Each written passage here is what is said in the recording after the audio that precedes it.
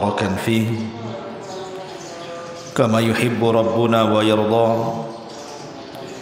أشهد أن لا إله إلا الله وحده رب لا شريك له وأشهد أن محمدا عبده ورسوله الذي لا نبي بعده أما بعد Ma'asyiral muslimin, jamaah salat subuh yang dimuliakan Allah Subhanahu wa taala. Alhamdulillah, di pagi hari ini setelah melaksanakan kewajiban Allah Subhanahu wa taala salat subuh berjamaah, kita beriman sesaat setelah zikir. Kita mendengarkan beberapa kalamullah dan hadis-hadis Nabi SAW. Semoga menjadi bekal kita selama perjalanan hidup kita. Sebagai faedah pagi, ada sebuah hadis yang termasuk dari Thulasiyatun Nabi. Hadis yang bicara tentang 3 perkara yang sangat menakutkan, yang disabdakan Nabi SAW dalam sebuah hadis dari sahabat Malik ibn Al-Huwairith. Dan hadis ini disahihkan oleh Syekh Nasiruddin Al-Albani rahimahullahu ta'ala dalam kitabnya Sahihut Targhib. Hadis yang ma'ruf, yang sering kita dengar. Sa'ida Rasulullah sallallahu alaihi wasallam al-mimbar. Satu hari Nabi sallallahu alaihi wasallam naik ke atas mimbar. Falamma araqa utbatan atau atabatan, ketika Nabi SAW mulai naik kepada tangga mimbar tersebut, qala, maka Nabi SAW mengatakan amin.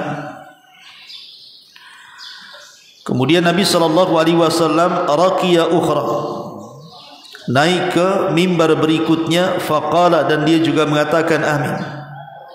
Thumma raqiya atabatan thalithatan, sampai Nabi SAW naik ke mimbar yang ketiga. Faqala Nabi SAW amin, maka Rasul pun mengatakan amin. Thumma qala, kemudian Nabi SAW bersabda, atani Jibril, Jibril telah mendatangi aku. Faqala, dan dia mengatakan, ya Muhammad, wahai Muhammad, man adraka ramadhana falam yughfar lahu faab'adahu Allah. Siapapun yang mendapatkan bulan Ramadhan kemudian dosanya tidak ada satu pun yang diampuni, maka semoga Allah Subhanahu wa taala menjauhkan orang ini. Faqultu, dan aku katakan, kata Rasul, amin. Qala, maka Nabi SAW kemudian bersabda lagi, menirukan ucapan Jibril, wa man adraka walidayhi aw ahadahuma fadakhala an-nara faab'adahu Allah. Barang siapa yang mendapatkan kedua orang tuanya atau salah satu dari kedua orang tuanya masih hidup, tapi justru memasukkan ia ke neraka, maka semoga Allah Subhanahu wa taala menjauhkan orang ini. Kemudian kata Nabi sallallahu alaihi wasallam, faqultu amin, aku pun katakan amin. Qala, maka kemudian Nabi sallallahu alaihi wasallam juga menirukan doanya Jibril dan mengatakan, wa man dzukirta indahu falam yusalli alaika, maka siapapun yang namamu disebut di sisinya kemudian dia tidak bersalawat kepadamu, fa'ab'adahu Allah, maka semoga Allah menjauhkan orang itu. Qala, maka Rasul mengatakan, faqultu amin, aku pun katakan amin. Hadis ini banyak versinya. Dan ini salah satu lafaz yang disebutkan oleh Syekh Nasiruddin Al-Albani rahimahullahu ta'ala dalam kitabnya Sahihut Targhib. Perhatikan hadis ini. Hadis ini ikhwatu fiddin muliakan Allah azza wa jalla, termasuk dari sulathiyatun Nabi. Sulathiyah itu artinya Nabi SAW itu kan salah satu mukjizatnya adalah memiliki jawami'ul kalim. Jawami'ul kalim itu ucapannya singkat tapi syarat dengan makna. Itulah jawami'ul kalim namanya. Kalau kita kan tidak, kita banyak bicara tetapi intinya sedikit, itu kita. Kalau Nabi justru sedikit bicara, singkat ucapannya tapi syarat dengan makna. Makanya banyak kemudian hadis-hadis Nabi itu berupa thulathiyah, menyebutkan 3 perkara, 3 perkara, 3 perkara, atau terkadang 4 perkara. Lah ini termasuk thulathiyatun Nabi sallallahu alaihi wasallam. Lah Nabi sallallahu alaihi wasallam di sini menghikayatkan tentang doanya Jibril alaihi salatu wasallam yang minta diaminkan. Dan aminnya Nabi sallallahu alaihi wasallam adalah bentuk kecelakaan kepada siapapun yang terkena doanya Jibril alaihi salatu wasallam. Anda bisa bayangkan kalau yang mendoakan doa ini adalah Sayyidul Malaikah, pemimpinnya para malaikat Jibril. Kemudian yang mengaminkanlah Sayyidul Anbiya'i wal Mursalin, pemimpinnya para nabi dan rasul. Kemudian yang menyaksikan adalah khairun nas, sebaik-baik manusia para sahabat. Doa mana lagi yang tidak akan diijabah, ikhwan? Yang berdoa Jibril, yang mengaminkan Rasul, yang menyaksikan pula para sahabat. Berarti doa ini sangat mustajab dan sangat membahayakan. Yang pertama di sini, di mana Jibril alaihi salatu wasallam berdoa dan minta diaminkan oleh Nabi sallallahu alaihi wasallam.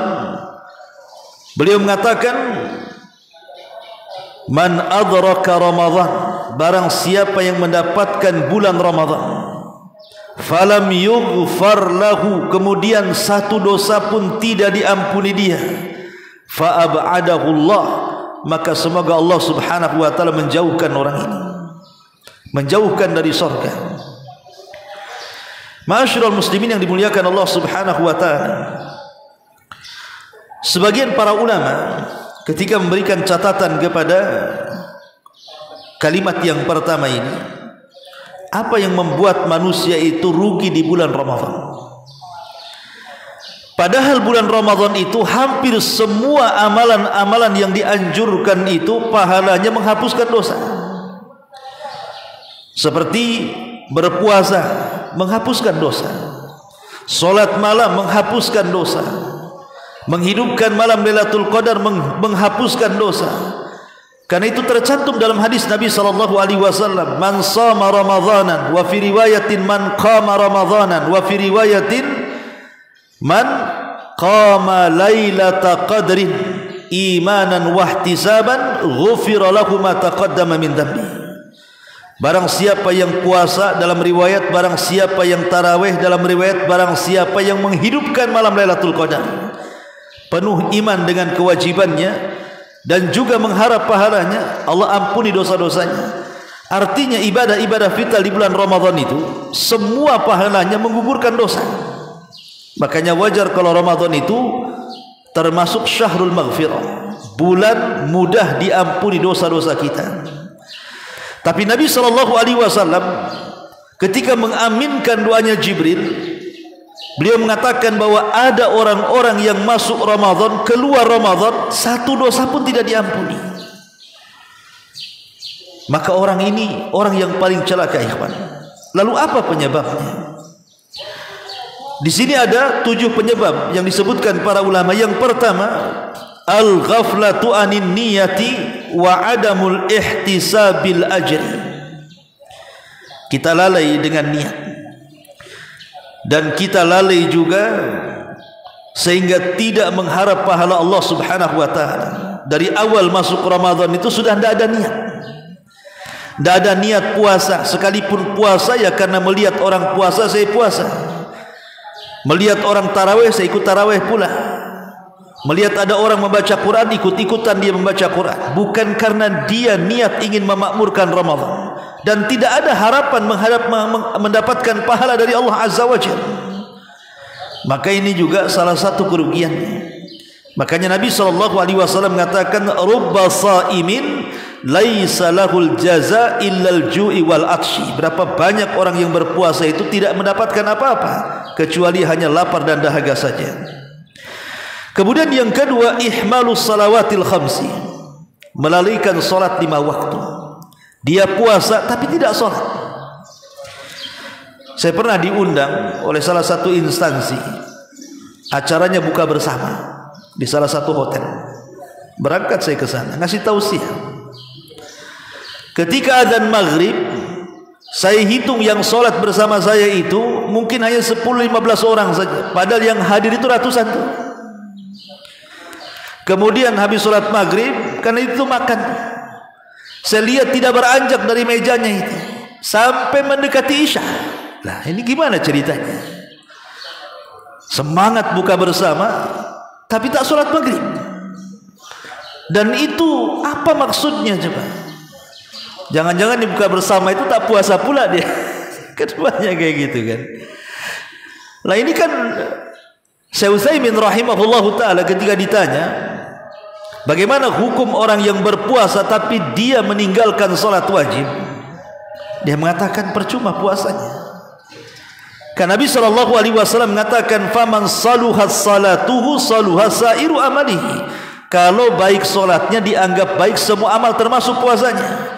Waman fasadas salatuhu fasadas sairu amalihi. Kalau rusak solatnya dianggap rusak semua ibadahnya. Jadi buat apa anda puasa kalau meninggalkan solat 5 waktu? Maka ini juga kerugian di bulan Ramadan. Kemudian yang ketiga, as-saharu bighairi manfaatin. Banyak bergadang tapi tidak ada manfaatnya. Kalau antum i'tikaf di masjid ya ada manfaatnya. Ada yang qiyamul lail, ada yang baca Quran, ada yang berzikir, macam-macam. Tapi banyak di masyarakat itu mereka begadang di bulan Ramadan, tapi tidak ada ibadah yang dikerjakan sama sekali. Sibuk dengan handphonenya, sibuk dengan aplikasi handphonenya, dengan TV-nya, dengan macam-macamnya. Maka ini juga salah satu kerugian di bulan Ramadan. Kemudian yang keempat, kasratul akli fi Ramadan. Nah ini banyak makan di bulan Ramadan. Banyak makan di bulan Ramadan ini juga membahayakan, karena biasanya banyak makan itu membuat malas ibadah. Kemudian juga yang kelima, kasratun naum, banyak tidur. Ada orang di bulan Ramadan itu memang dijadikan bulan tidur, ikhwan. Alasannya biar cepat bukanya katanya. Jadi tidur habis subuh, nanti menjelang zuhur bangun, salat zuhur tidur lagi gitu ya. Kemudian asar bangun, jadi puasanya dari asar ke maghrib saja. Subhanallah, ikhwan. Ya. Ma'asyiral muslimin yang dimuliakan Allah Azza wa Jalla. Kemudian yang keenam, sama'ul ghina. Banyak mendengarkan musik. Ma'asyiral muslimin, musik ini lawan daripada Quran. Orang kalau suka musik pasti benci Quran. Tapi kalau dia suka dengan Al-Quran pasti benci dengan musik. Memang begitu matematikanya. Tidak mungkin kemudian dalam satu waktu dia suka musik dengan suka Quran, mustahil. Harus terkalahkan salah satunya. Orang yang suka musik itu akan sedikit membaca Quran. Tapi orang yang hobi membaca Al-Quran justru sedikit dia mendengar musik, bahkan sama sekali, bahkan diharamkannya musik pada dia. Maka ini juga yang melalaikan. Kemudian juga yang terakhir, at-taswif. Kebanyakan taswif. Taswif itu dari kalimat saufa. Hanya angan-angan saja. Ya kepengen ini, kepengen itu, tetapi gak dikerjakan. Pengen tobat tapi tak tobat-tobat. Itu namanya taswif. Mengulur-ulur waktu karena angan-angan. Lah inilah 7 perkara yang bisa merugikan Ramadan kita. Ini fakrah yang pertama. Kemudian yang kedua, Nabi SAW mengatakan, man adraka walidayhi, barang siapa yang mendapatkan kedua orang tuanya masih hidup, barang siapa yang mendapatkan kedua orang tuanya masih hidup, harusnya dengan kedua orang tua itu dia masuk ke dalam surga, fadakhalan nar, masuk pula dia ke neraka. Maka Rasul mengatakan fa'ab'adahu Allah, semoga Allah menjauhkan orang ini dari surga. Na'udzubillah ikhwan. Ya. Orang tua kita itu ikhwan, satu di antara jalan menuju surga. Hasan al-Basri rahimahullahu ta'ala, seorang imam sayyidut tabi'in, satu hari dia menangis. Ketika ditanya oleh murid-muridnya, dia mengatakan, lima tabki ya imam, kenapa anda menangis wahai imam? Maksudnya sekelas anda bisa menangis, bukankah amalan anda sudah banyak, macam-macam dipuji oleh murid-muridnya? Tapi Imam Hasan al-Basri mengatakan, waihakum, celaka kalian, kemarin aku memiliki 2 pintu surga, sekarang hanya tinggal 1 pintu karena yang satunya sudah tertutup. Artinya karena salah satu orang tuanya meninggal dunia, sehingga pintunya tinggal 1 lagi. Dari sini menunjukkan bahwa terkadang ada orang mencari surga itu jauh entah kemana-mana, padahal dalam rumahnya itu ada surga. Apa itu? Birrul walidain. Karena durhaka kepada orang tua itu bisa mengakibatkan kita masuk ke dalam neraka. Satu hari Abdullah ibn Abbas radhiyallahu anhuma pernah ditanya tentang birrul walidain. Tapi Abdullah ibn Abbas tidak menjawab dan mengatakan, kalau aku jelaskan birrul walidain teramat sangat panjang, butuh waktu karena pembahasannya luas. Akhirnya sang penanya mengatakan, ya sudah kalau begitu, apa makna uququl walidain? Apa sih makna durhaka kepada orang tua itu? Maka Abdullah ibn Abbas radhiyallahu anhuma kemudian bangkit, kemudian memperagakan sebuah gerakan dengan mengibaskan pakaiannya dan mengatakan, jikalau dalam pakaian ini terdapat debu kemudian anda kibaskan, kemudian debu itu melayang dan sampai di muka orang tuamu, maka itulah uquq, katanya. Itulah durhaka kepada orang tua. Bayangkan kalau hanya perkara sepele saja Abdullah ibn Abbas radhiyallahu anhu mengatakan ini uquq, macam mana kemudian lebih daripada itu yang mengeluarkan kata-kata sehingga menyakiti perasaan orang tuanya. Makanya Al-Hafidh Ibnu Hajar Al-Asqalani rahimahullahu ta'ala ketika memberikan definisi tentang uququl walidain, apa kata beliau? Beliau mengatakan al-uquq wa huwa al-qat'u wal muradu bihi sudurun ma yata'adza bihi al-walid min waladihi min qaulin aw fi'lin illa fi syirkin aw ma'siyatin. Beliau mengatakan durhaka adalah al-qat'u, memutus. Maknanya memutus di sini artinya dada-dada yang tersakiti dari dada-dada orang tua karena disebabkan anaknya. Boleh jadi mungkin ucapannya, boleh jadi mungkin perbuatannya, kecuali dalam hal kesyirikan atau maksiat itu berbeda. Artinya di sini bahwa Al-Hafidh Ibnu Hajar rahimahullahu taala ketika menjelaskan tentang uququl walidain itu lebih kepada perasaan. Bagaimana menjaga perasaan orang tua itu. Maka kalau kita melihat satu kisah ya dalam Quran itu, kisah Nabi Allah Yusuf alaihi salam. Ketika Nabi Yusuf alaihi salatu wasalam sudah menjadi bendaharawan Mesir, artinya sudah menjadi orang nomor 2 Fir'aun di Mesir itu. Dan ingat, Fir'aunnya di zaman Nabi Yusuf beriman, tapi Fir'aunnya di zaman Nabi Musa itulah yang dikenal dalam Quran, yang kufur, yang mengaku Tuhan itu. Jadi Nabi Yusuf alaihi salatu wassalam itu memboyong seluruh keluarganya, Ya'qub dan seluruh saudara-saudaranya. Kemudian setelah berkumpul di Mesir ini, keluarga Nabi Yusuf ini, dijelaskan dalam surah Yusuf itu kan, orang tuanya itu ingin mendengar bagaimana ceritanya. Kok kamu bisa menjadi orang besar Mesir? Jadi Nabi Ya'qub ingin dengar ceritanya, macam mana ceritanya itu. Akhirnya Nabi Yusuf alaihi salatu wassalam menceritakan, tapi tidak secara detail. Dia tidak menjelaskan perjalanan hidupnya dari awal. Justru dia hanya menjelaskan perjalanan hidup dari penjara sampai dia menjadi orang nomor 2 Mesir. Coba bayangkan, Nabi Yusuf bisa saja bercerita perjalanan hidupnya mulai dari usia dia 10 tahun, kemudian oleh saudara-saudaranya dimasukkan ke dalam sumur, akhirnya kemudian dibawa oleh pedagang, kemudian dijual dengan sangat murah. Kan bisa saja Nabi Yusuf menceritakan seperti itu kan. Tapi cerita ini kan bisa melukai perasaan orang tuanya, maka tidak diceritakan.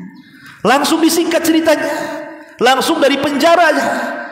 Keluar dari penjara kemudian jadi orang nomor 2. Dari sini istinbat para ulama tentang bagaimana Nabi Yusuf mengajarkan kepada kita birrul walidain, menjaga perasaan orang tua. Padahal Nabi Yusuf kalau menceritakan bisa saja. Dari sini betul kata Al-Hafidz Ibnu Hajar rahimahullahu taala bahwa uququl walidain itu lebih kepada perasaan. Kalau sampai kita melukai perasaan orang tua, maka itulah uququl walidain, baik dengan ucapan kita ataupun dengan perbuatan kita. Ma'asyiral muslimin yang dimuliakan Allah Subhanahu wa taala. Oleh karena itulah bersyukurlah antum kalau masih hidup dua orang tua, karena bagaimanapun banyak orang yang menyesal ketika orang tua sudah meninggal. Banyak orang yang kemudian datang ke saya atau curhat atau tanya, ya, dulunya ketika orang tuanya masih hidup dia durhaka kepada orang tuanya, ketika sudah meninggal baru terasa, dan mengatakan apakah ada kesempatan saya untuk berbuat baik kepada orang tua saya. Banyak orang yang seperti itu. Apakah kemudian menunggu orang tua meninggal baru kemudian kita terpikir untuk birrul walidain? Di mana akal kita? Padahal tidak ada sekalipun umpamanya nih, antum ini anak yang soleh, memberi tanah seluas-luasnya hektaran sama orang tua, membuatkan apartemen 100 tingkat saking tingginya mereng apartemennya untuk orang tuanya. Seandainya semua kekayaan kita diberikan kepada orang tua sekalipun, itu belum apa-apa berbuat baik kita kepada mereka. Perhatikan kisah Abdullah bin Umar radhiyallahu anhu. Jadi ada seseorang meminta fatwa kepada Ibnu Umar karena dia sudah membawa orang tuanya melaksanakan manasik haji dengan cara digendong dia, karena orang tuanya lumpuh, digendong. Apabila kemudian orang tuanya buang hajat, maka dia turunkan, dia bersihkan tuh kotorannya, kemudian digendong lagi. Manasik haji ini bukan sehari 2 hari, dimulai tanggal 8 diakhiri tanggal 13 kan begitu. Artinya beberapa hari. Dan manasik haji ini berat, tawafnya, sa'inya, lempar jumrohnya, macam-macamnya kan begitu. Lelah dia digendong orang tuanya itu. Jadi dia datang kepada Ibnu Umar bertanya soal apakah sudah cukup berbuat baik kepada orang tua. Apa kata Ibnu Umar? 1 kali hentakan nafas orang tuamu ketika melahirkan kamu itu belum bisa kau tebus. 1 hentakan nafas saja itu belum bisa kau tebus.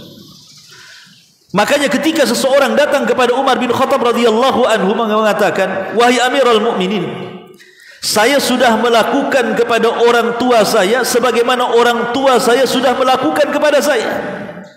Jadi kalau orang tua saya dulu waktu kecil menyuapi saya, menceboki saya, memakaikan pakaian kepada saya, sekarang aku lakukan hal yang sama. Orang tuaku sampai sakit kurus, ku nikmati membuang kotorannya, menyuapinya, menggunakan pakaiannya. Pokoknya apa yang dilakukan orang tua saya persis seperti apa yang saya lakukan kepada dia. Apakah sudah bela? Maksudnya apakah sudah sama berbuat baik orang tuaku kepada aku dengan berbuat baik aku kepadanya?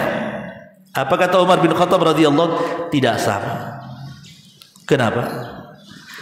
Anggaplah sama perbuatan apa yang dilakukan orang tua kepada kita dengan apa yang kita lakukan kepada orang tua. Anggaplah sama. Dia menceboki, kita menceboki dia. Kita menyuapi, kita juga disuapi dia, dan begitu seterusnya. Umar bin Khattab mengatakan begini, ketika orang tua merawat kita di waktu bayi, kemudian kita sakit, maka orang tua kalau bisa nyawa dia sebagai tebusannya. Jadi kalau antum ini masih bayi kemudian sakit, kalau bisa orang tua jadi tebusannya. Kalau bisa kau jangan mati, aku saja yang mati.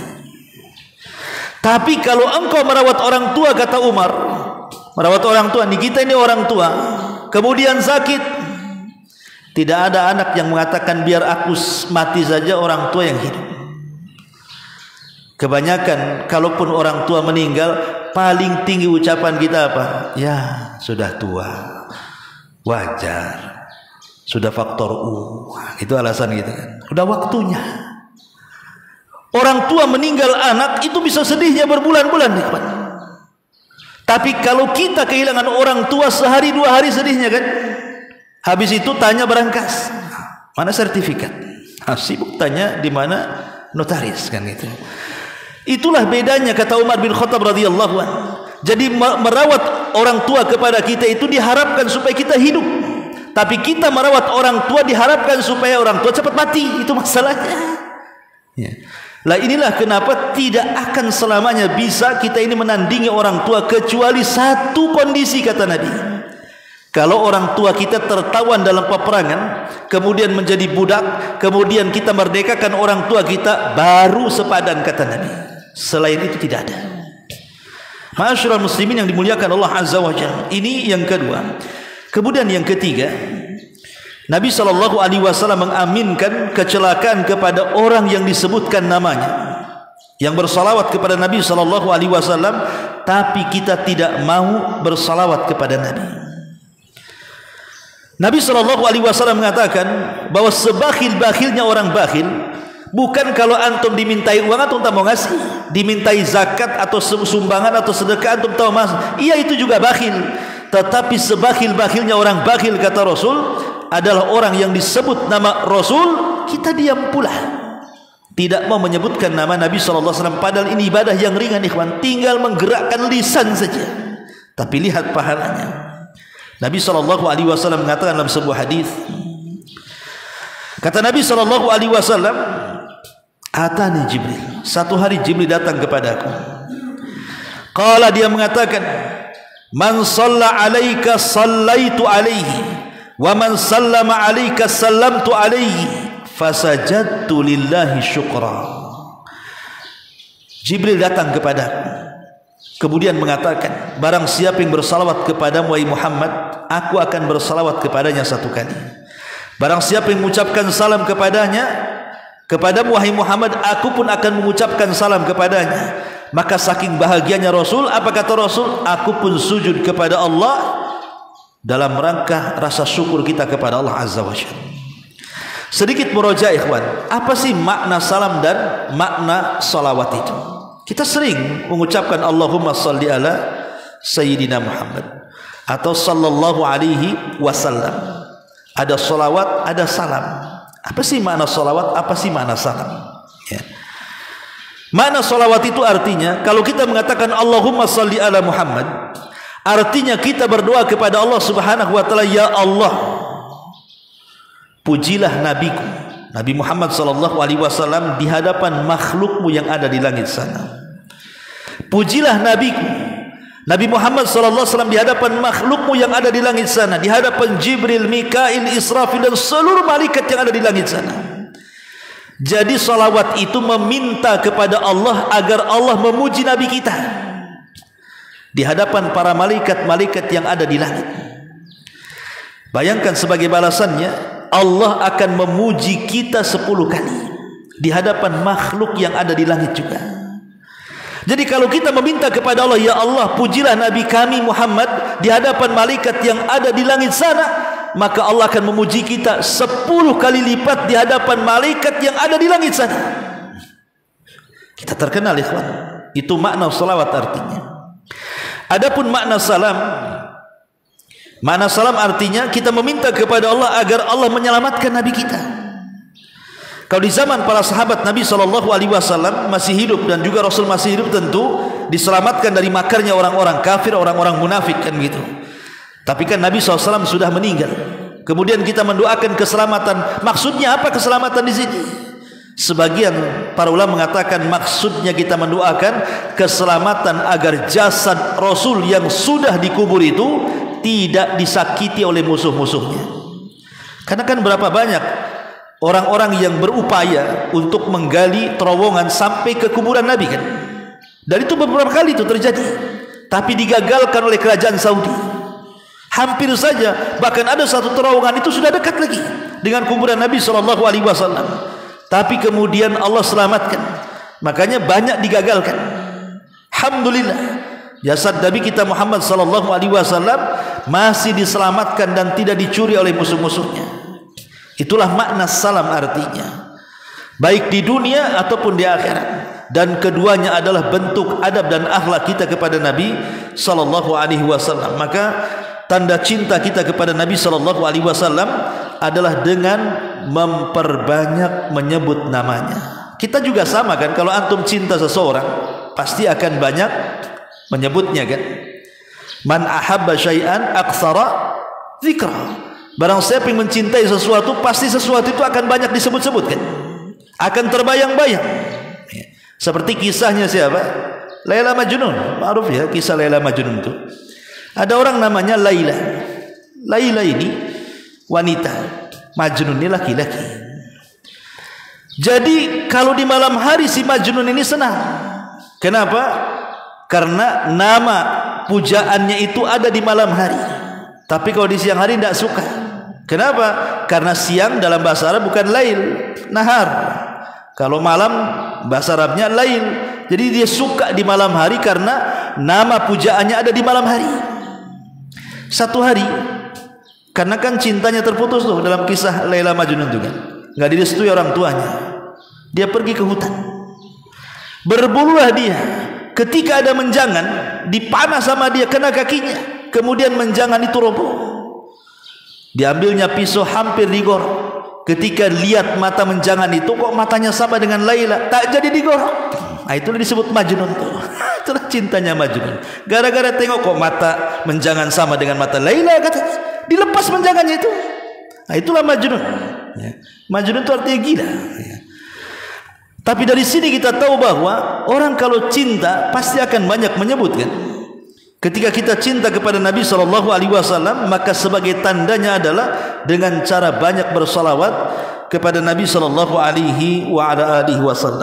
Wallahu a'lam bishawab. Subhanaka wa bihamdika asyhadu an la ilaha illa anta astaghfiruka wa atubu ilaik. Allahu ta'ala. Assalamualaikum warahmatullahi wabarakatuh.